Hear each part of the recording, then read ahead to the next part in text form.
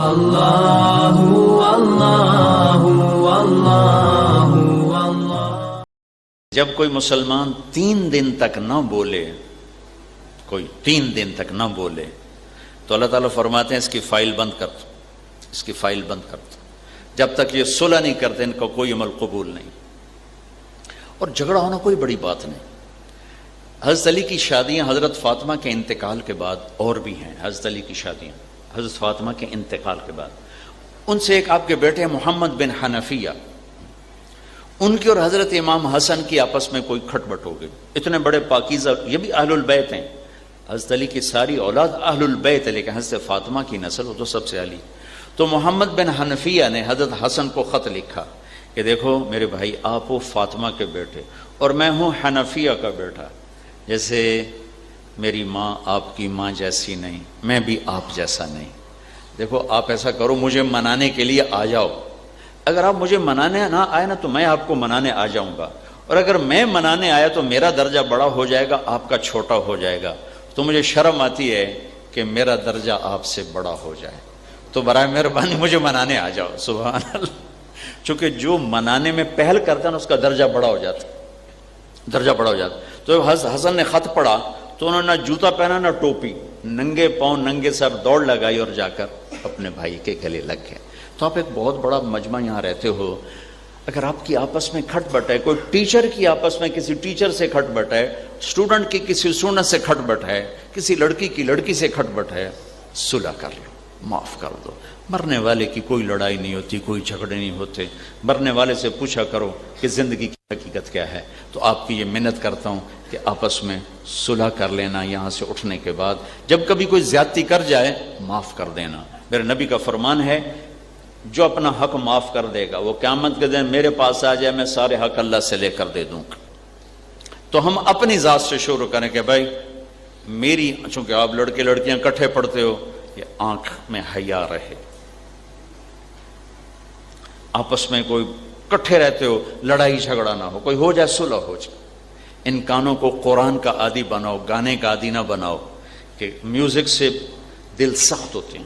ایک آنکھوں کا غلط استعمال اور ایک میوزک، یہ دل کی دنیا کو کلر کر دیتے ہیں۔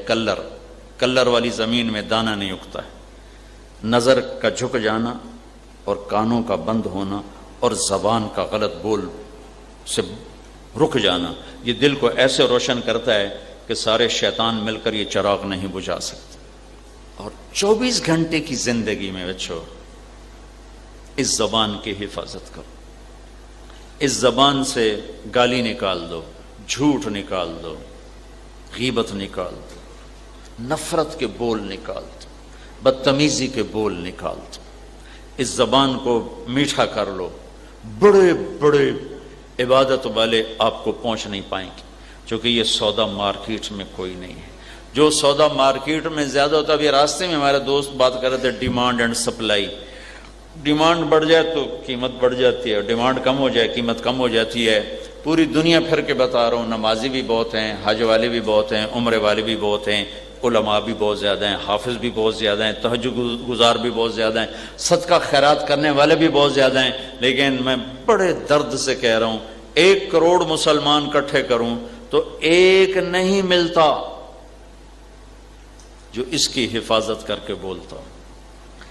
100 میں 15-20 نمازی موجود ہیں، 30-35 روزے والے موجود ہیں، 100 میں 30-40 حج کرنے والے بھی موجود ہیں، لیکن 1 کروڑ میں 1 کروڑ عورتیں اکٹھی کروں، 1 کروڑ مرد اکٹھے کروں، نہ ایک عورت ملتی ہے نہ ایک مرد ملتا ہے جو اس سے قابو کرتا ہو۔ یہ میں ہر بیان میں کہتا ہوں، ہزاروں دفعہ سنا چکا ہوں۔ ماں باپ زندہ ہیں تو ان کا کہ اف بھی نہ کرو، ان کی دعا لو۔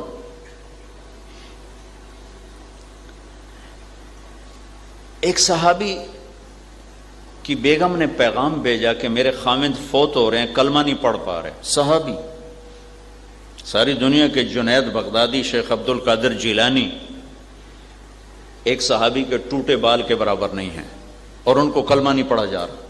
تو اب تیزی سے گئے، کہا بیٹا کلمہ پڑھو، کہا جی نہیں پڑھا جا رہا۔ ان کا نام تھا علقمہ۔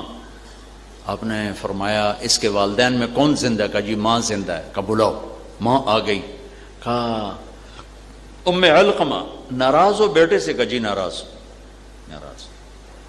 کیا ناراضگی ہے؟ کہ یا رسول اللہ اس کے دین کی کوئی ناراضگی نہیں، بہت نیک بچہ ہے، راتوں کو اٹھتا ہے، دن میں روزے رکھتا ہے، یہ مجھ سے بدتمیزی سے بات کرتا، بس یہ ناراضگی. میرے ساتھ میٹھا بول نہیں بولتا، سخت ہو کے بولتا ہے، بس میرا دل توڑ دیا اس نے. کہا معاف کرو گے؟ کہا نہیں کرتا. کہا میں اسے آگ لگاؤں پھر معاف کرو گے؟ کہاں پھر سفارش کرو گی اگر میں اسے آگ لگاؤں سفارش کرو گی؟ کہا جی کروں گی. کہ پھر اگر تو نے معاف نہ کیا تو اللہ اسے جلا دے گا.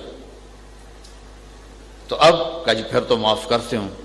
کہا تو کہو. کہا جی میں نے معاف کیا. آپ نے کہا بیٹا کہو لا الہ الا اللہ. ان کی زبان سے کلمہ نکلو، ساتھ ہی جان نکلی اور انتقال ہو گیا. ماں کے دکھ دینے نے صحابی کو کلمے سے روک دیا. میں اور آپ کیا چیز ہیں؟ پھر آپ نے ان کا جنازہ پڑھایا، ان کے دفن میں شریک ہوئے، اور دفن کے بعد آپ نے فرمایا جس نے ماں باپ کو دکھ دیا اس پہ اللہ کی لعنت، فرشتوں کی لعنت، زمین آسمان کی لعنت. نہ نماز قبول ہے، نہ روزہ قبول ہے، نہ صدقہ قبول. پہلی امتوں کی نماز میں تلاوت نہیں تھی، صرف تسبیح تھی. ہماری نماز میں تلاوت ہے. اگر تھوڑا سا آپ کو قرآن سے مس ہو، تھوڑا سا صرف ترجمہ ہی روز پڑھیں نا تو آپ کو قرآن پڑھنے میں مزہ آئے گا. ہم نے تو سارا قرآن اللہ کو واپس کر کے صرف قل ہو اللہ کا ٹھیکہ لے لیا. باقی تو رکھ، میں قل ہو اللہ پڑھنی 4 رکعتاں، 4 رکعتاں قل ہو اللہ، قل ہو اللہ، قل ہو اللہ، قل ہو اللہ. اور 4 سورتیں تو یاد کرو کہ ہر رکعت میں الگ الگ سورت پڑھ سکو. نہیں حضرت عثمان رضی اللہ تعالیٰ عنہ جب امیر المومنین تھے، حرم میں داخل ہوئے، عشاء کی نماز ہو چکی ہے، جوتا ہاتھ میں تھا، وضو کے بعد جوتا ایسے رکھا، اللہ اکبر، نماز شروع کر دی. عبد الرحمن تیمی پاس بیٹھے ہوئے تھے. الف لام میم ذالک الکتاب لا ریب فیہ، یہاں سے تلاوت شروع کی. تو ان کو تجسس ہوا کہ دیکھو رکوع کہاں کرتے ہیں. تو جون تلاوت چلی، جون چلی، جا کے والناس پہ رکوع کیا، پورا قرآن پڑھ کے رکوع کیا.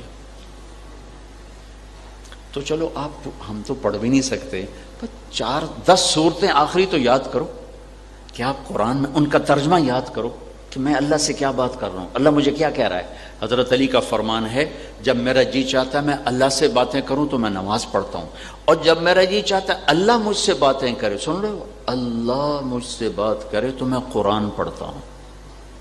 حضرت علی کی نماز کیسی تھی؟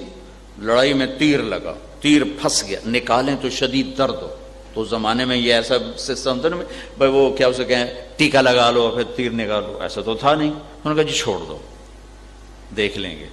وہ نماز کا وقت، نماز کی نیت باندھ کے کھڑے تھے، تو انہوں نے کہا کہ تیر نکالا. جس تیر کو ہاتھ لگاتے ہوئے وہ ان کو درد ہوتا تھا، انہوں نے کھینچ کے نکالا، اور ان کے وجود میں اتنی جنبش بھی نہیں ہوئی. سلام پھیر کر کہنے لگے تیر نکالنے آئے تھے؟ کہا ہاں جی. کہا تو کیا؟ کہا نکال لیا. کہا مجھے تو خبر بھی نہیں ہوئی کب نکالا ہے.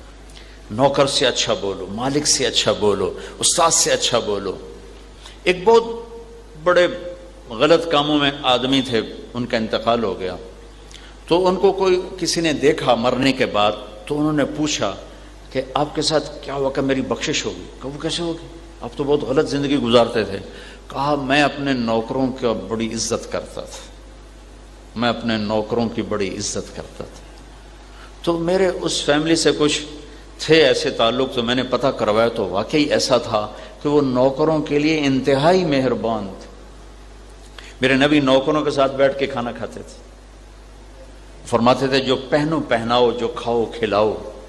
ہمارے تو برتن الگ ہوتے ہیں، نوکروں کے برتن الگ اور مالکوں کے برتن الگ.